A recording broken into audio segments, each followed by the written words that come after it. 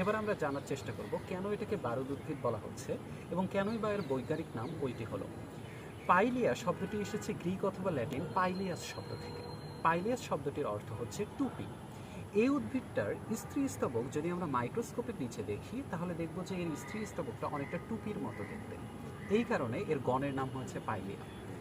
আর মাইক্রোফাইলা এসেছে, আপনারা দেখতেই পাচ্ছেন এই উদ্ভিদের যে পাতাগুলি রয়েছে এই পাতাগুলি আকারে খুবই ছোট। মাইক্রো শব্দের অর্থ ক্ষুদ্র এবং ফাইলা শব্দের অর্থ হচ্ছে পাতা। এই জন্য এর পুরো নাম হয়েছে পাইলিয়া মাইক্রোফাইলা।